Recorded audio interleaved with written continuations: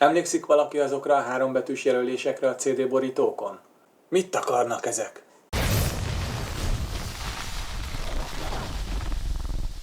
A sparse kód három betűjelzésből álló osztályozás és a CD lemezekhez lett kitalálva. 1980-ban merült fel az ötlete, hogy jelezni kellene, hogy a felvételhez milyen eljárások voltak alkalmazva. A SPARS a Society of Professional Audio Recording Services rövidítése. A három betűjel a felvétel, recording, a keverés, mixing és a mastering eljárásokat takarja, és azt mutatja meg, hogy milyen gépeket használtak az eljárás során. Ezek lehetnek A, mint analóg, és D, mint digitális. Egy CD lemez esetében az utolsó tehát mindig D, vagyis digitális master. Egy magnókazetta esetében pedig mindig A, hiszen az analóg. Tehát a master példányt, amiről a sokszorosítás menni fog, ebben a formátumban kell elkészíteni. Az első betűjel a hang felvételénél használt eszköz általában valamilyen szalagos rögzítő, digitális vagy analóg jellegét mutatja. A második a keverés során használt hangkeverő eszköz, de itt van egy csavar a dologban, hogy nem maga a pult, hanem a kevert hang felvételéhez használt rögzítő digitális vagy analóg művoltát takarja. A harmadik a mastering típusa, mint az előbb már említettem, ha CD, akkor digitális. Így aztán 8 variáció lehetséges. Az AAA a hangszerek felvételétől a masteringig minden analóg rögzítő volt. Ez CD esetében nem lehetséges.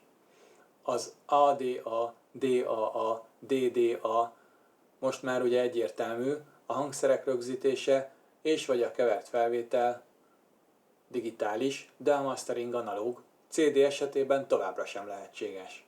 Az AAD felvétel, keverés analóg, digitális mastering. Elvileg a legtöbb régi felvételnek és CD kiadványnak ilyennek kell lennie. Sokak szerint ezek szólnak a legjobban. Hű, most tuti emelkedni fognak ezen CD-k árai a vaterán. Az ADD a felvétel analóg, de a keveréstől digitális, ezek általában a régi albumok felújított változatai, remix, remasteres verziók, stb. A DAD keverés analóg, felvétel és mastering digitális, ez nem volt gyakori dolog.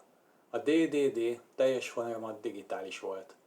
Szóval a legtöbb CD kiadvány, főleg a digitális térhódításig AAD, a remaster, remixek ADD, azóta viszont DDD végig digitális eszközökkel történik. A sparse kódokat először a Polygram alkalmazta 1984-ben. Azután kezdett egyre elterjedtebb lenni, viszont a 90-es évek közepe vége felé eltűnt. Ennek oka az volt, hogy bár megjelent egy útmutató a kiadóknak, mégis sokszor hibásan alkalmazták, sőt még ma is hibásan jelenhet meg itt-ott. Mint például az új vinil kiadványok esetében gyakori a DDD jelölés, holott a vinil lemezhez analóg master kell. Néhányszor használtak egy negyedik kódot az elején, egy D-t, ami a hangszereket magukat hivatott jelölni, amikor digitális hangszereket alkalmaztak. Sok kritikát kapott a rendszer, hiszen a legnagyobb hibája az, hogy csak a felvételi eszközökre koncentrál, a folyamatban lévőkre nem. Ha a keverő maga például analóg, de a felvevő egység digitális, akkor is D-jelölést kapott. Ezen kívül sok félreértés is volt, rengeteg kiadvány rosszul lett címkézve.